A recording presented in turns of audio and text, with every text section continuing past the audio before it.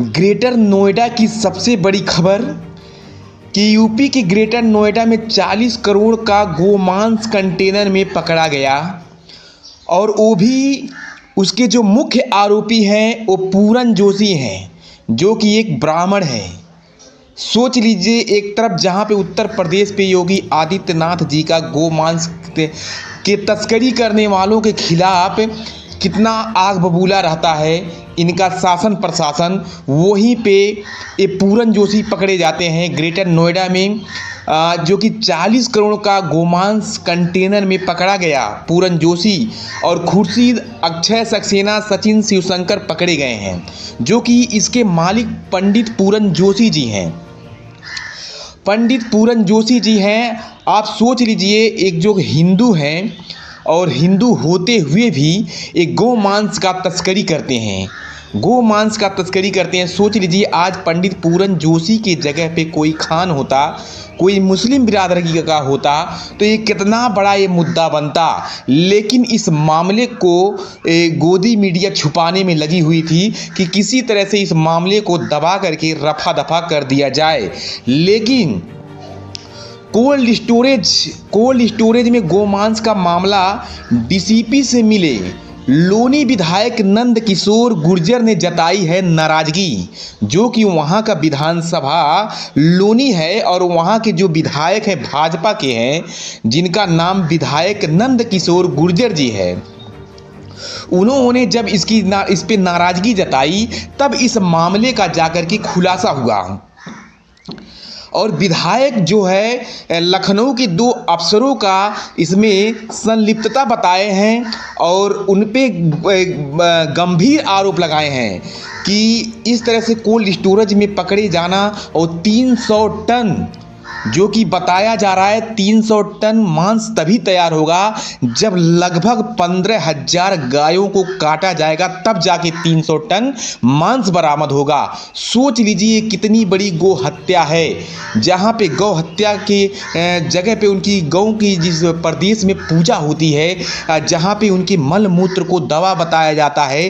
तमाम ऐसी वैज्ञानिक तकनीकों द्वारा इनके पेशाब को, इनके गोबर को जो है यूज कर रहे हैं बीमारियों के लड़ने में। सोच लीजिए, वहां पे इस तरह से गौ के साथ में बर्बरता किया गया, 15,000 गायों को काटा गया। ये सबसे बड़ी घटना हो सकती है गौ हत्या के लिए। अब सोच लीजिए, कोल्ड स्टोरेज के मालिक पूरन जोशी, मीट निर्यात निर्देशक खुर्शीद नबी, प्रबंधक अक्षय सक्सेना, ट्रक चालक शिवशंकर व परिचालन सचिन शामिल थे। आरोप है कि पश्चिम बंगाल से गायों को लाकर काटा जाता था। जो गायें आती थी ग्रेटर नोएडा में, वो पश्चिम बंगाल से आती थी और पश्चिम बंगाल से ला करके ग्रेटर नोएडा में एक पंडित पूरन जोशी जी के बूचड़ खाने में उन गायों को काटा जाता था और उन गायों को काट करके जो मांस निकलता था, उस मांस को ये लोग पैकिंग करते थे और पैकिंग करके ये लोग अच्छे रकम में विदेश भेजते थे। सोच लीजिए, अब यहाँ के ब्राह्मण को और कोई बिजनेस नहीं मिल रहा है, गो हत्या करके अपनी रोजी रोटी कमाना यही मात्र एक धंधा रह गया है। सोच लीजिए कितनी दुख की बात है, जहाँ पे हिंदू अपनी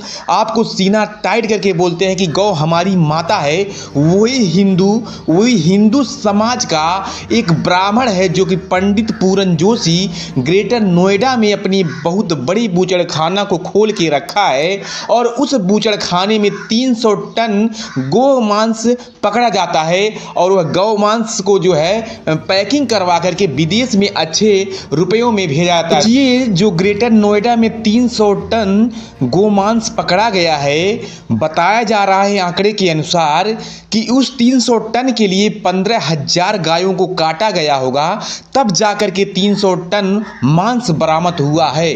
अब सोच लीजिए आप, कितनी बड़ी गो हत्या किया गया है कि शर्मनाक है उत्तर प्रदेश के लिए, जहां पे योगी आदित्यनाथ जी गौ माता जी को लेकर के पूजा अर्चना करवाते हैं, वहीं पे इनके मल मूत्र द्वारा दवाइयों का निर्माण करवाते हैं और बढ़ावा देते लिए हैं, वहीं पे सोच लीजिए एक ब्राह्मण समुदाय का पंडित पूरन जोशी, जो कि ग्रेटर नोएडा में बूचड़ खाना खोल के रखा है और उस बूचड़ खाने में 300 टन गोमांस पकड़ा जाता है और वह गोमांस 300 टन बनाने के लिए 15,000 गायों को कटवा देता है। और बताया जा रहा है वो गाय जो है बंगाल से, पश्चिम बंगाल से लाई जाती हैं और ग्रेटर नोएडा में कटवाई जाती हैं और यहाँ पे पैकिंग करवा करके विदेशों में भेजा जाता है। सोच लीजिए ब्राह्मणों के लिए कोई और बिजनेस नहीं बचा है। इन लोगों को सीधे सीधे अच्छे से दिख रहा है कि जो गौ हमारी माता है उन्हीं को कटवा करके अब हम बिजनेस करेंगे,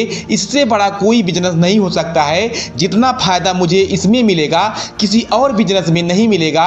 तो आप लोग क्या कहना चाहेंगे ऐसे ब्राह्मणों को, ऐसे ब्राह्मणवादियों को आप लोग क्या कहना चाहेंगे? कमेंट बॉक्स खुला है आप लोगों के लिए। कमेंट में आप लोग एक कमेंट जरूर करिए, ऐसे ब्राह्मण को क्या करना चाहिए ये देश से और योगी आदित्यनाथ जी को क्या फैसला लेना चाहिए। तब तक के लिए जय हिंद, जय भारत।